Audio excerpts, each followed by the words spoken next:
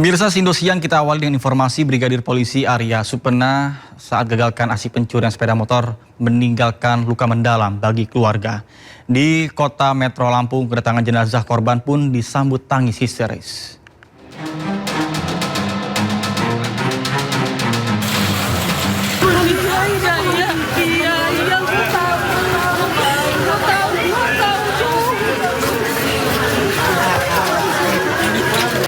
Keluarga Brigadir Polisi Arya Supena, anggota Intelkam Polda Lampung yang gugur saat akan menggagalkan aksi pencurian bermotor di Bandar Lampung, menangis histeris ketika menyambut kedatangan jenazah korban di rumah duka kota Metro Lampung. Almarhum Brigpol Arya Supena dikenal sebagai sosok pria penyayang dan rajin beribadah. Ia gugur meninggalkan seorang istri dan 2 anak yang masih kecil. Atas kepergiannya, keluarga mendesak kepolisian dapat segera menangkap para pelaku. Mewakili keluarga besar, sudah barang tentu kami minta pelakunya segera mungkin ditangkap, kemudian diadili seadil-adilnya. Dan saya juga berharap dari pihak kepolisian mungkin dengan peristiwa ini bisa menindak tegas terutama para begal atau maling motor dan sebagainya. 2 orang pelaku curanmor saat ini masih terus dilakukan pengejaran dan sudah dibentuk tim khusus dari Jatanras Polda Lampung bersama Jatanras Polresta Bandar Lampung dan dari Polsek ya. Mohon doa dari teman-teman semuanya, mudah-mudahan kita bisa segera menangkap pelakunya. Sebelumnya, peristiwa tragis menimpa Brigadir Arya Supena saat ia melihat 2 pencuri motor tengah beraksi di parkiran sebuah toko roti di Jalan ZA Bagar Alam, Kota Bandar Lampung, Sabtu pagi. Naas, saat berusaha menggagalkan pencuri motor, korban roboh akibat kepalanya ditembak oleh salah satu pelaku. Arya segera dilarikan ke Rumah Sakit Bayangkara Polda Lampung, namun sayang tak dapat tertolong dan dinyatakan meninggal dunia.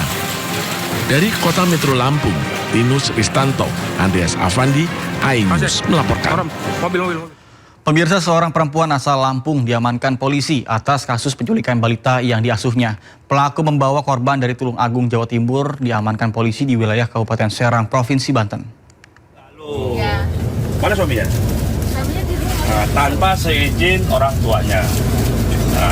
Kami dapat koordinasi dari Polres Tulung Agung ya. Sekarang ibu ikut dulu sama kami ke Polres ya. Kepolisian Tulung Agung berhasil memberhentikan sebuah bus dan mengamankan seorang penumpang perempuan beserta seorang balita di wilayah Serang, Banten. Perempuan asal Lampung ini dilaporkan atas dugaan penculikan atas balita 17 bulan tersebut. Kasus berawal saat seorang ibu di Tulung Agung menitipkan anaknya kepada tersangka pada tanggal 30 April 2026. Penitipan karena pelapor bekerja pada malam hari dan butuh bantuan pengasuhan anak. Selama 4 hari penitipan, pelapor dipersulit menemui anaknya. Puncaknya pada 5 Mei siang saat video call, pelapor mengetahui tersangka sedang berada dalam bus. Setelah itu komunikasi pun terputus. Alasannya hanya untuk menguasai anak tersebut. Profilnya tersangka ini sudah menikah, tetapi sudah punya anak 3 di Lampung. Jadi anak yang mau dikuasai ini dibawa ke Lampung untuk dibawa di situ juga. Dan ini sudah muncul niatnya. Niatnya apa? Dia ngekos di salah satu tempat kos. Dan dia membawa semua barang-barang bisa kita lihat barang-barangnya tersangka sudah dibawa, sudah dimasukkan dalam bis untuk berangkat ke Lampung dan tidak akan kembali ke Tulung Agung. Jadi gambaran niatnya sudah tergambar. Selain mengamankan tersangka dan korban, petugas juga menyita barang bukti berupa telepon genggam, screenshot percakapan, serta tiket bus jurusan Lampung. Atas perbuatannya, tersangka dijerat pasal dengan ancaman hukuman maksimal 7 tahun penjara. Sementara saat ini, korban telah kembali ke pangkuan ibunya dalam kondisi sehat. Dari Tulung Agung, Jawa Timur, Anang Agus Faisal, iNews melaporkan. Tim SAR gabungan kembali melanjutkan pencarian terhadap 3 pendaki Gunung Dukono di Kabupaten Halmahera Utara, Maluku Utara. Ketiga korban masih terjebak di atas puncak saat terjadi erupsi Gunung Dukono pada Jumat kemarin.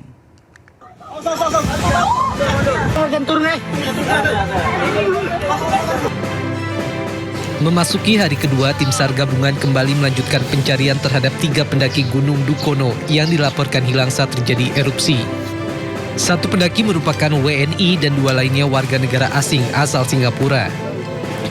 pencarian hari kedua pada Sabtu pagi dengan mengerahkan 103 personel gabungan. Pencarian akan memperluas area dengan 700 meter persegi dari titik korban dilaporkan hilang. Pencarian ketiga korban dilakukan tim SAR gabungan secara ekstra karena mengingat kondisi Gunung Dukono masih terus erupsi dengan menimbulkan abu vulkanik yang tinggi. Lakukan melalui pencarian melalui darat dan udara.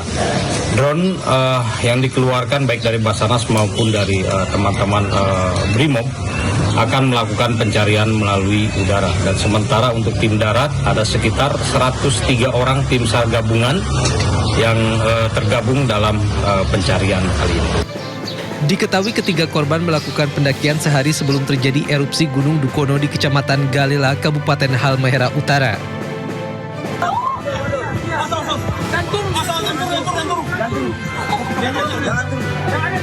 Mereka dilaporkan hilang saat gunung api setinggi 1087 meter dari permukaan laut itu erupsi dengan ketinggian kolom abu vulkanik mencapai 10.000 meter di atas puncak gunung yang terjadi pada Jumat pagi.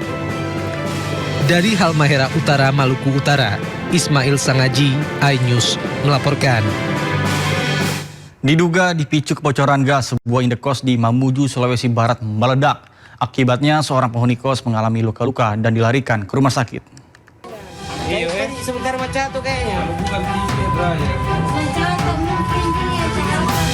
Ledakan dahsyat menghancurkan sebuah kamar di indekos di Jalan Andi Depu, Kota Mamuju, Sulawesi Barat. Kerasnya suara ledakan juga membuat panik sejumlah warga yang berada di sekitar lokasi. Akibat peristiwa ini, seorang penghuni kos terluka tertimpa reruntuhan bangunan. Polisi datang ke lokasi melakukan pemeriksaan dan menggelar olah tempat kejadian perkara. Ledakan diduga dipicu tabung gas 3 kg yang bocor. Hasil olah TKP memang pemicunya terkait dengan adanya tabung gas yang bocor sehingga pada saat kamar kos ini tertutup, dalam kamar ini mengendap gas sehingga begitu mungkin diperkirakan ada bunga api atau pada saat dimulai dinyalakan AC-nya, disitulah terjadi ledakan. Korban luka dibawa petugas ke rumah sakit untuk penanganan medis. Dari Mamuju, Sulawesi Barat, Afrendi, iNews melaporkan. Selidiki penyebab kebakaran, polisi gelar olah TKP di rumah anggota BPK RI Hairul Saleh di Tanjung Barat, Jakarta Selatan. Akibat peristiwa ini, Hairul Saleh meninggal dunia diduga terjebak di lantai 4 rumah yang menjadi titik terjadinya kebakaran.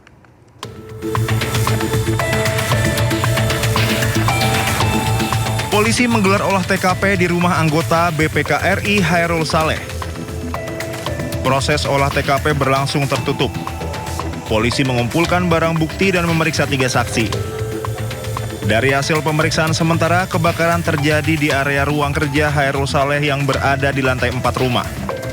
Saat kejadian, Hairul Saleh tidak sendiri, korban bersama dengan 3 asisten rumah tangganya di lantai 4. Nah, itu masih kita mintai keterangan dari asisten rumah tangga, saksi-saksi.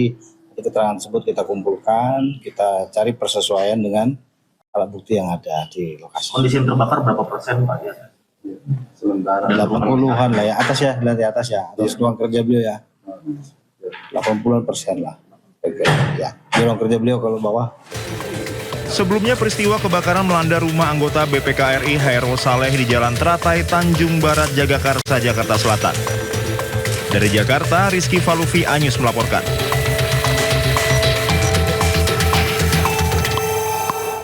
Sebelumnya ratusan warga negara asing di Batam ditangkap Direktorat Jenderal Imigrasi karena terlibat dugaan penipuan investasi secara daring. Mereka ditangkap di sebuah apartemen di kawasan Lubuk Baja, Batam, Kepulauan Riau.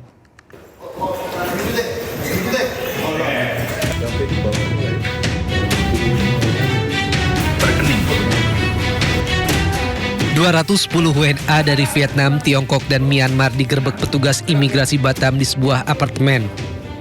Dari hasil pemeriksaan, para WNA itu menjalankan aksi scamming dengan modus investasi fiktif sejak 1 bulan terakhir. Mereka masuk ke Batam menggunakan visa kunjungan dan mengurus izin tinggal atau KITAS sebagai investor. Untuk mengelabui petugas imigrasi, para WNA itu masuk ke Batam secara bertahap. Pihak imigrasi belum menemukan ada laporan WNI yang menjadi korban kejahatan scamming investasi fiktif tersebut. Para korban diketahui berasal dari Eropa dan Vietnam. Indikasi bahwa ratusan WNA tersebut menjalankan aktivitas penipuan investasi daring atau scam trading. Kemudian korban kebanyakan di wilayah Eropa dan Vietnam melalui skema perdagangan saham ataupun falas yang fiktif. Polisi menduga ada keterlibatan warga negara Indonesia terkait keberadaan ratusan warga negara asing tersebut di Batam. Dari Batam, Kepulauan Riau, Gusti Yenosa, iNews melaporkan. Polrestabes Surabaya berhasil mengungkap kasus sindikat perjokian seleksi nasional berdasarkan tes ujian tertulis berbasis komputer atau SNBT UTBK. Sindikat ini diduga sudah beroperasi sejak tahun 2017 dengan jaringan lintas daerah. 14 orang diamankan dan 3 diantaranya berprofesi sebagai dokter.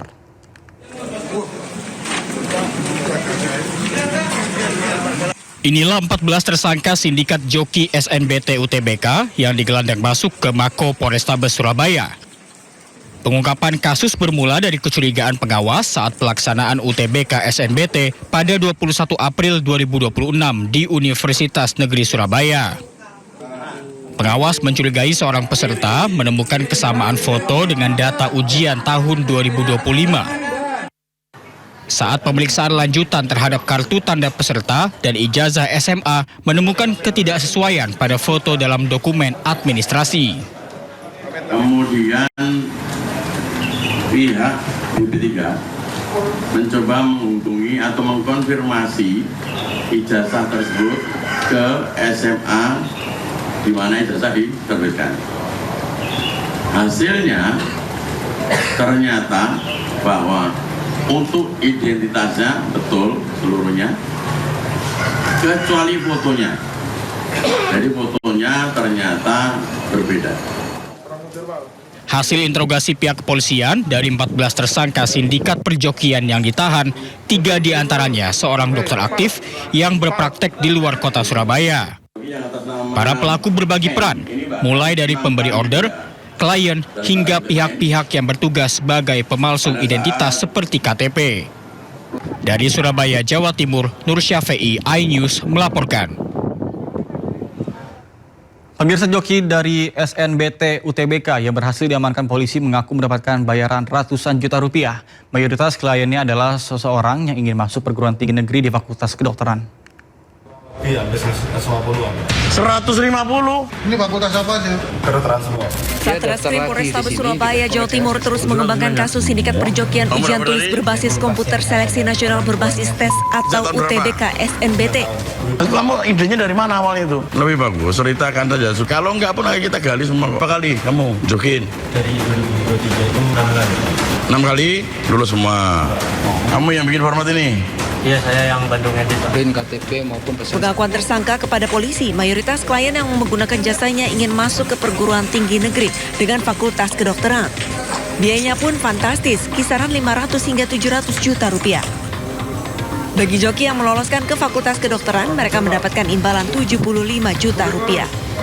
Satu tersangka utama itu menerima pemberi order atau menerima klien lah istilahnya seperti itu sebanyak kurang lebih 150.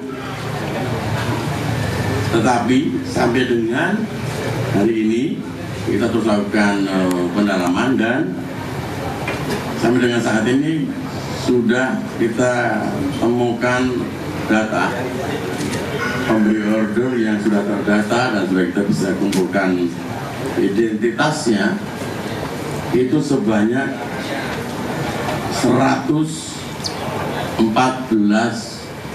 orang. Nama-namanya sudah didapatkan dan kita akan terus dalami. 14 tersangka yang diamankan memiliki profesi yang berbeda, mulai dari mahasiswa, dokter, pengusaha laundry, dan ahli desain atau pembuat identitas palsu.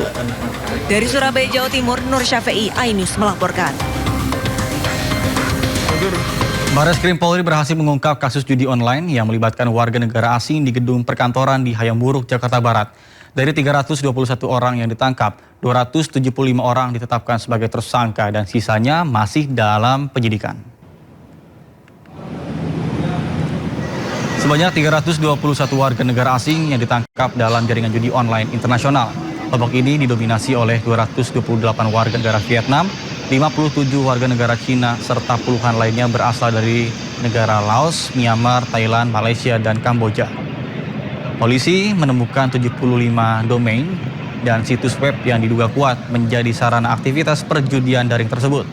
Polisi bersama dengan Kementerian Imigrasi terus melakukan pemeriksaan intensif serta analisis digital forensik untuk melacak aliran dana dan juga pusat server jaringan komunikasi pelaku.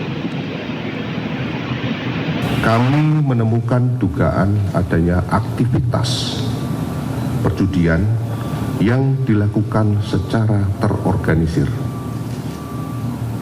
dan melibatkan warga negara asing dari berbagai macam negara.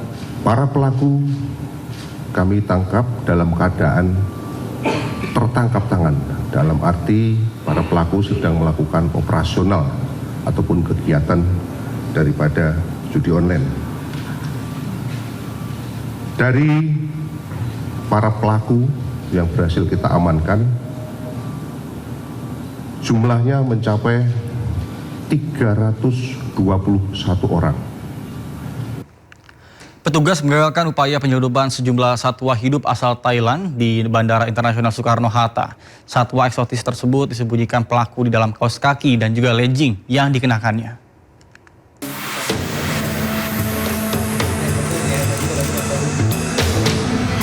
Badan Karantina Indonesia berhasil menggagalkan upaya penyelundupan satwa hidup di Bandara Internasional Soekarno-Hatta, Tangerang, Banten.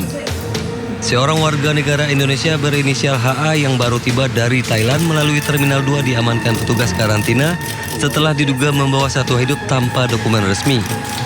Dari hasil pemeriksaan, petugas mengamankan 3 ekor marmoset, 4 ekor kadal Panama, 2 ekor bearded dragon, serta 1 ekor kadal Euromestic.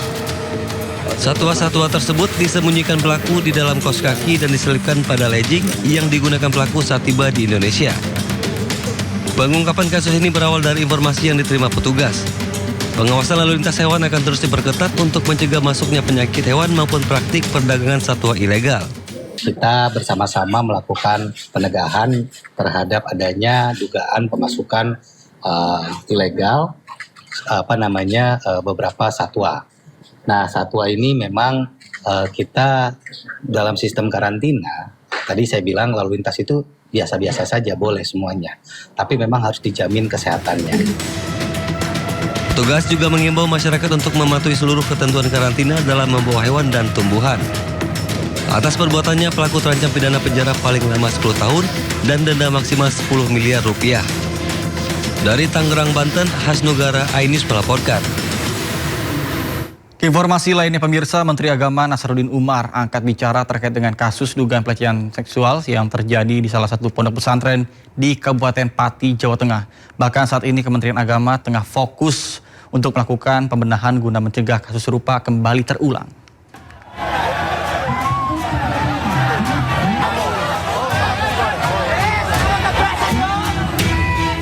Kasus dugaan kekerasan yang terjadi di lingkungan Pondok Pesantren Dolokusumo di Kabupaten Pati, Jawa Tengah menjadi sorotan bagi Kementerian Agama.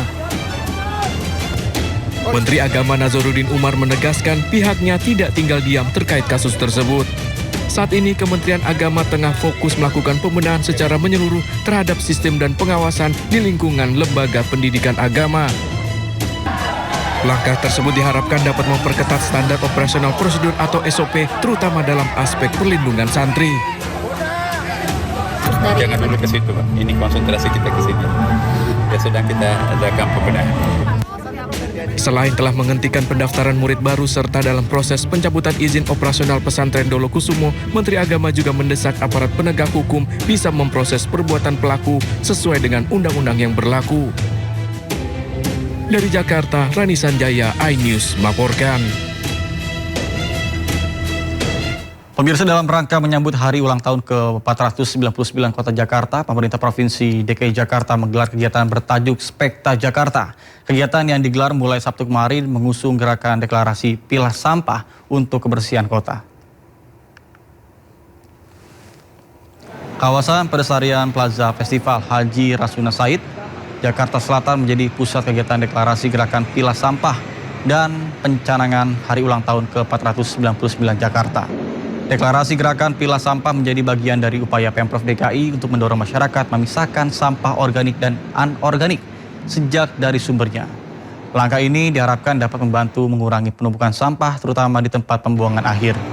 Selain menjadi lokasi deklarasi, kawasan HR Rasuna Said juga akan dicanangkan sebagai titik baru Car Free Day di Jakarta. Adapun Car Free Day akan berlangsung pada hari ini pukul 5.30 hingga pukul 10 pagi tadi.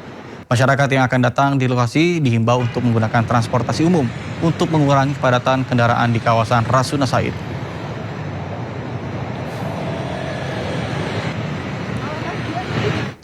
Pemirsa, Hari Bebas Kendaraan atau Car Free Day di kawasan Jalan Haji Rasuna Said, Kuningan, Jakarta Selatan hari ini resmi dimulai. Bahkan warga menyambut antusias dengan memadati kawasan Kuningan.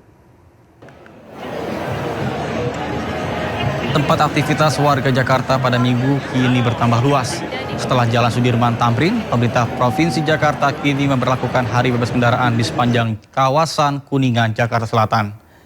Warga menyambut antusias dengan berolahraga ataupun sekedar berekreasi akhir pekan. Kawasan Kuningan dinilai potensial untuk Hari Bebas Kendaraan karena dinilai lebih dekat dengan pemukiman warga. Gubernur Jakarta Pramono Anung memastikan bahwa kegiatan Car Free Day di kawasan Haji Rasuna Said ini akan diberlakukan secara rutin pada 1 Juni 2026.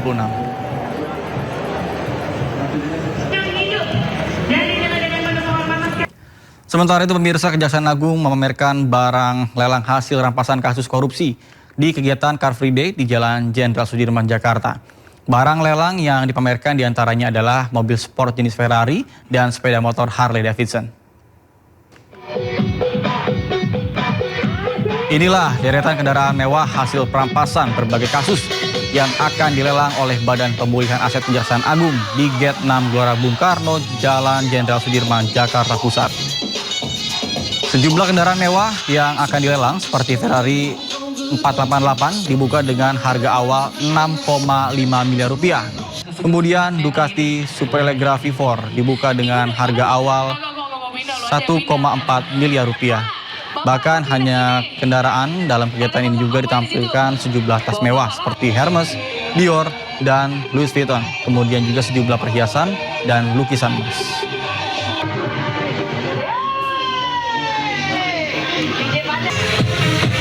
Pemirsa, kolong flyover yang sebelumnya dikenal sebagai tempat singgah gelandangan kini disulap menjadi arena tinju bagi warga di Pasar Rebo Ciracas, Jakarta Timur. Lantas seperti apa aktivitas warga di kolong flyover tersebut? Apakah sudah bisa digunakan untuk akhir pekan ini? Kita akan langsung bertanya dengan rekan Muharlin yang saat ini berada di kawasan Pasar Rebo Ciracas, Jakarta Timur. Baik, selamat siang Muharlin. Apakah di sana tinju di kolong flyover sudah bisa digunakan oleh warga? Silakan.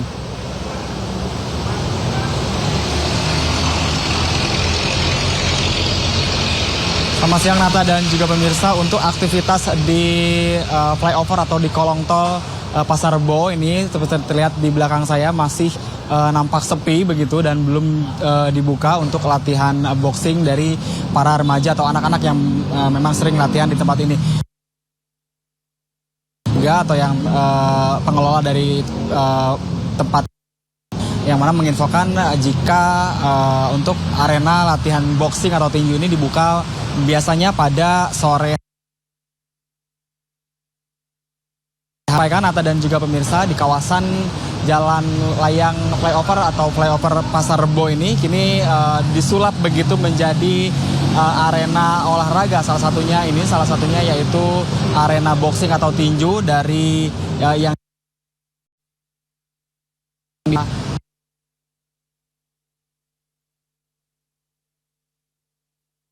begitu.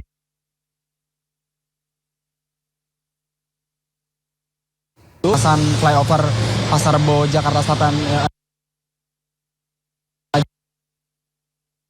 kota untuk membangun ring tinju di tengah kota begitu, dan gunanya ini untuk menyalurkan hobi mereka dan juga mengarahkan para remaja, para pelaku tawuran ini untuk lebih mengarahkan begitu kegiatan mereka menjadi hal-hal yang positif, di mana bermula dari keinginan pemerintah kota Jakarta Timur untuk menekan angka tawuran di wilayahnya. Kemudian difasilitasilah ring tinju seperti yang di belakang kami. Namun untuk saat ini masih ditutup begitu dan biasanya digunakan pada sore hari. Nata dan juga pemirsa.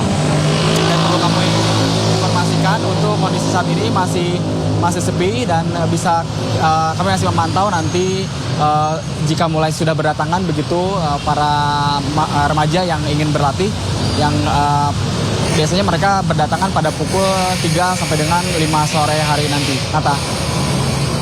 Baik, terima kasih Ahmad Muharli atas informasi yang telah dilaporkan. Selamat bertugas kembali.